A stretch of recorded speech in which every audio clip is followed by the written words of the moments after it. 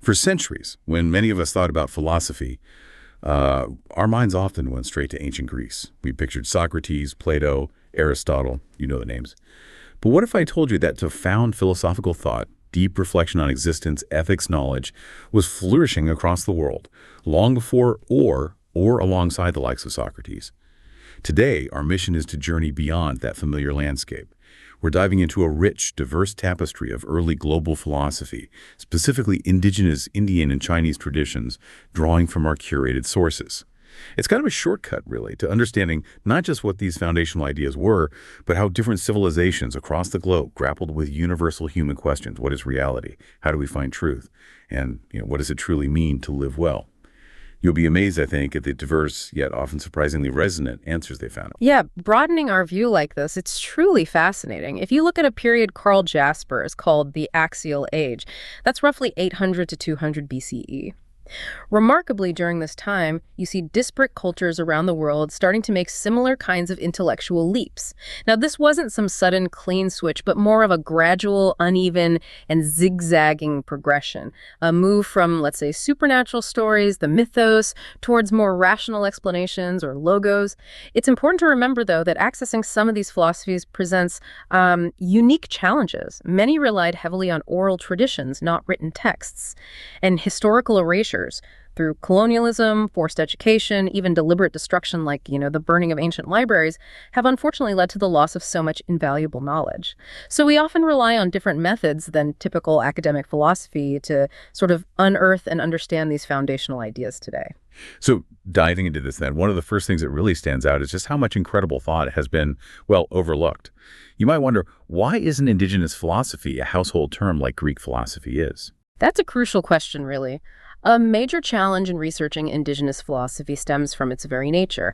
Unlike, say, the formal learning centers and extensive written traditions of Greece or China, many indigenous philosophies were primarily passed down through, oral traditions. Think of complex narratives, intricate rituals, sacred songs, ceremonies. These were the vessels carrying profound knowledge. And when you combine that with centuries of colonialism where indigenous languages were suppressed, traditional ways of knowing were devalued. It just meant much of this knowledge was actively marginalized or sadly lost. Right. So this makes current academic study, sometimes called ethnophilosophy, reliant on ethnographic methods, careful rediscovery, kind of piecing together what we can from living traditions, archaeological findings, surviving fragments. It's a slower, more deliberate process, but incredibly vital work. It's truly incredible, though, when you realize how widely and deeply these philosophical currents were running. Like when we turn to Africa, for example, we're not just finding early writing systems, but a wealth of profound metaphysical thought that was developing long before or even alongside the classical Greek traditions we hear so much about. Yeah, a key insight here is just how sophisticated early African contributions were. Consider ancient Egyptian hieroglyphics 4th millennium BCE, some of the earliest writing systems, originating right there in Africa. But beyond literacy, think about the Bantu people. They developed this fascinating metaphysical view centered on a vital force. And this wasn't just about a single divine being. It was a dynamic energy inherent in everything, humans, animals, plants, even minerals. Your own life force was constantly interacting with and being impacted by these other forces in the world around you. It suggests a deeply interconnected universe where everything has agency and influence and where balance is absolutely key. So not just a static worldview then, but one of constant interaction and influence. And this idea of interconnectedness, it sounds like it's a really powerful current in much of African thought. This focus on deep interconnectedness is just fundamental in much African thought. Take the Zulu term ubuntu, often translated as humanity. It's beautifully captured by the maxim, I am because we are. I've heard that. Yeah, and it isn't just a social ideal. It highlights a fundamental interdependence for our very existence, community, shared identity. And it's through the really groundbreaking work of modern thinkers like Sophia Lulé, a Nigerian philosopher, that we're rediscovering and reevaluating these profound historical traditions. She, for example, argued that rúnmìlà, a Yoruba high priest featured in the Odu Ifa oral history, was actually a philosophical founder right on par with Socrates. Wow, okay, that's a bold claim. And really intriguing. How does she draw that parallel between rúnmìlà and someone like Socrates? Well, Olule found these striking similarities that really challenge our sort of Western-centric view of philosophy's origins. Both Rúnmìlà and Socrates are considered foundational figures in their traditions, right? Yet, neither of them actually wrote down their ideas. Their teachings were transmitted orally, and both prioritized virtue, living virtuously. Believing philosophy was really about guiding one's life. Surprisingly, they even seem to share certain cosmological views, like a belief in reincarnation and maybe predestination. So they both influence their worlds profoundly without leaving a single written word behind, guiding people toward a virtuous life. That's a powerful shared legacy. But I imagine there must have been some pretty fundamental differences, too. Oh, indeed. And these differences are where it gets truly fascinating. Socrates, for instance, often held a more binary view of matter and ideas, contrasting an unchanging eternal realm of forms with the, transient physical world. Right. Rúnmìlà, on the other hand, taught that matter and ideas are inseparable, and that good and bad are an inseparable pair, existing in this dynamic balance. This led to what Ololo called a complementary dualist view of reality, which is quite different from the more Western either-or perspective, yeah. That is a powerful distinction. One seeing truth as sort of unchanging and separate, the other as an active organizing force where good and bad are inseparable. It makes me wonder, how would these fundamentally different understandings of reality influence, say, their approach to moral dilemmas, or even just everyday decision-making? Precisely. Think about their perspectives on truth. Rúnmìlà is quoted as saying, "Truth is what the great invisible God uses in organizing the world. Truth is the word that can never be corrupted." This implies an active, dynamic truth that organizes and sustains existence. Compare that to Socrates, who said, roughly, the highest truth is that which is eternal and unchangeable. Do you see how these ideas about truth and reality might shape entirely different ways of approaching the world? One emphasizes an active, organizational force, the inherent balance of opposites. The other, an unchanging, abstract ideal. It means one might seek harmony within contradiction, while the other seeks to resolve it. That's a truly illuminating comparison. It really shifts our understanding of what philosophy can even be. Okay, so moving across the globe now to the Americas, we find thousands of distinct Native American societies, right? Each with unique philosophical insights, often preserved through those crucial oral traditions, rituals, ceremonies, songs, stories. But even with that incredible diversity, there seem to be some profound common threads that emerge. Yeah, a significant point we see here is this perception that the universe's creative process is often understood as being akin to thought itself, and that more than one, often non-anthropomorphic being is responsible for creation, not just one single creator god always.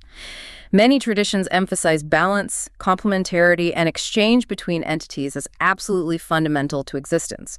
For instance, the Dene people see breath not just as biological function, but as a fundamental natural force, an animating principle whose exchange moves through all natural processes. It connects everything.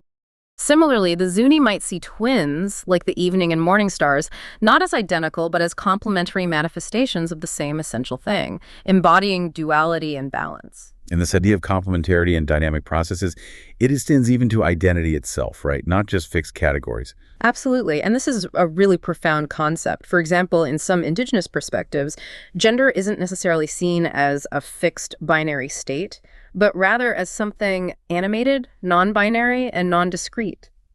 Think of it less like choosing one of two rigid boxes and more like maybe a river.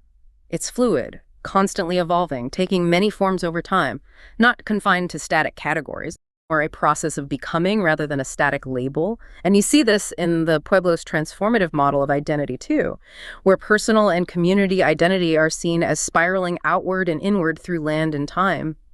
This is even reflected in ancient petroglyphic spirals, which apparently showed journeys to physical and spiritual boundaries, often coordinated with the solstice calendar. These concepts really point to a metaphysics based on animated processes that are complementary, interactive, and integrated, where human beings are fundamentally social, not purely individual. So from these really profound views, let's zoom in a bit on Mesoamerica, the Maya and the Aztec. You might know them for their monumental pyramids, but their philosophical minds were just as monumental, it seems. Oh, their intellectual achievements were truly astounding. The Maya, for example, had incredibly advanced mathematics. They might have been the first to use the concept of zero, which is huge. And their astronomy was so precise they could predict solar eclipses with incredible accuracy. But their unique conception of time is particularly insightful, I think.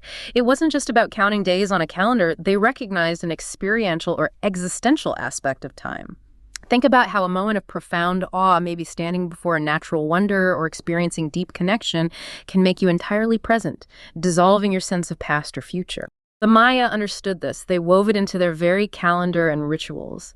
It's a powerful reminder that time isn't just linear progression, but a lived, felt reality that can be accessed and deepened. And their belief in Keen, the sun's energy, as a single godlike force tied directly into their calendar. And even how rulers legitimized their power by seemingly controlling natural events like the coming of spring or predicting an eclipse, securing your subjects' allegiance. And then the Aztecs, with their concept of Titl, you mentioned it earlier, a fundamental godlike energy underlying all reality. From the sources, it sounds like a truly unique take on divinity. It really is. Titl wasn't a moral agent like a Western god, not passing judgment. It was more a pantheistic, monist, dynamic force that was described as entirely amoral. It's the underlying flow, the energy giving rise to all existence, a constant process of transformation. So if reality itself is this ever-changing sort of slippery flow, how did the Aztecs understand truth and knowledge within that? This leads us to ask, how did they understand truth? Well, for the Aztecs, knowledge and truth were about well-rootedness. To be well-grounded or stably founded in reality meant understanding how reality presents itself in its dynamic, transforming nature and acting accordingly. So living well wasn't about finding some static, unchanging truth, but more about maintaining balance in a world that was constantly shifting under your feet. Exactly. Existence on Earth was seen as inherently slippery, constantly changing, constantly challenging. The goal, then, was to maintain balance on this slippery Earth by developing a well-rooted character. This wasn't just an epistemological path, a way of knowing, but also a deeply ethical one. By understanding the dynamic nature of reality and cultivating that inner stability, an individual could truly flourish amidst life's constant flux. It offered a really practical guide for navigating a complex world. Okay, now, let's journey east to India. Home to philosophical traditions that are actually a few centuries older than the early European ones we started with. Some texts dating back as far as 1500 BCE, and here philosophy wasn't just an academic exercise or some mental game. Right. Broadening our view again, a key parallel with Greek thought here is that philosophy in both traditions was a deeply practical endeavor. It was a way of life. The earliest Indian texts, the four Vedas, were orally transmitted as shruti, meaning hearing, believed to be divinely inspired revelations. The later Upanishads then became the philosophical core of Hinduism, teaching that through deep reflection on the self, one could actually understand the entire cosmos, proposing the structural analogy between the self, the microcosm, and the universe, the macrocosm. The Rig Veda, the most ancient Veda, even asks these huge cosmological questions like whether gods created humans or humans created gods. A question that, interestingly, the Greek philosopher Xenophanes also posed much later. It also posited the cyclical nature of the universe, mirroring human birth, death, and rebirth, samsara, with liberation, or moksha, sought through purification and ascetic rituals. So yeah, philosophy was completely intertwined with spiritual practice and the very meaning of existence. And from these foundational texts sprung 6 major darshanas, or ways of seeing the divine, you could say, each offering a distinct philosophical path to liberation and understanding. Let's maybe dive into a couple of these just to give people a clearer picture. Sure. One significant point we see is in Samkhya, for instance. It's a dualistic school. It posits 2 fundamental realities. Purusha, which is pure consciousness, and Prakriti, which is basically everything else, matter, mind, emotions. The path to liberation in this view is freeing that pure consciousness from its entanglement with matter, with Prakriti. This philosophical underpinning directly informed yoga, which, in its original sense, was far more than just physical exercise like we often see today. It was a rigorous practice aimed at stopping the movement of thought, literally quieting the mind, to allow individuals to truly encounter their pure conscious selves, unburdened by the material world.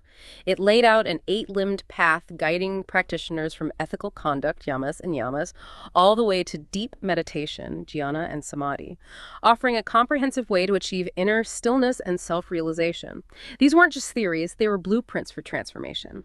Other schools like Nyaya focused intensely on logic and epistemology, figuring out how we know what we know, seeking right knowledge through proofs like perception and inference, while Mimamsa investigated dharma duties, rituals, the meaning embedded in the Vedic Vedic texts seeing language itself as prescribing human behavior. Okay, let's round out our global tour now in China, where philosophical thought also emerged thousands of years ago, with archaeological discoveries pushing the dates of writing even further back than we once thought. And here, the emphasis seems less on abstract knowledge for its own sake and profoundly on how to live the best possible way within a larger social system. Yeah, that's a key insight here. Classical Chinese philosophers were often less interested in abstract epistemology or formal logic compared to, say, the Greeks or some Indian schools. They were intensely focused on ethics, social harmony, and practical governance. How should we live together? Early texts reveal concerns with the supernatural, sure, but also the beginnings of yin and yang. These two fundamental complementary forces, think male-female, dark-light, inactivity, activity, used to explain all natural phenomena, everything in balance. Right, that's familiar. And there was also this unique idea of harmony being valued over identity. The idea that different things combined harmoniously could produce something entirely new and beautiful, like many different notes creating music. Rather than just repeating the same note or insisting everything be identical, this emphasis on relational harmony is just central. And one of the most influential figures in this whole tradition, living just before that chaotic warring states period, was Confucius. His philosophy became really the backbone of Chinese society for over 2,000 years. Essentially a virtue ethicist focused on character, right? Precisely. His 5 constant virtues are absolutely key to his thought. Reng, that's benevolence or empathy. Yi, righteousness. Li, propriety or ritual. Yi, wisdom, and untrustworthiness. And these virtues weren't abstract ideals. They were understood within a relational and communal framework, especially within 5 fundamental relationships: father-son, ruler-subject, husband-wife, elder-younger, and friends. Filial piety, that obligation to parents, is a really widespread Chinese value stemming from this. It emphasizes care with distinctions, showing greater concern perhaps to your family than to strangers, recognizing the sort of nested structure of human society. He even offered his own version of the golden rule, famously, that which you do not desire, do not do to others. Very practical. And he even weighed in on some pretty sticky ethical situations, didn't he? I remember reading about a dilemma he posed involving a son and his father. Indeed, yeah. There's a famous anecdote about a son testifying against his father who had stolen a sheep. Confucius's response was something like, fathers cover up for their sons, and sons cover up for their fathers. Uprightness lies therein. That immediately challenges a modern Western sense of justice, doesn't it? Where we might expect universal rules and state law to take absolute precedence over family ties, it's a fascinating, almost counterintuitive ethical stance. It is, and it highlights a fundamental difference in priorities, you see. Confucius wasn't condoning theft, not at all, but he was prioritizing the family bond, seeing it as absolutely essential to the fabric of a stable society, maybe even above a specific legal transgression in this particular context. For him, the uprightness lay in upholding those fundamental human relationships, recognizing that familial obligations were a cornerstone of morality itself.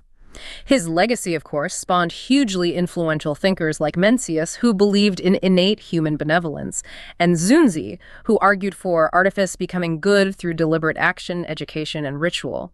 Confucianism even evolved into Neo-Confucianism much later and has often been called a civil religion because of its pervasive influence on Chinese political and cultural life, shaping everything from governance to personal conduct for centuries.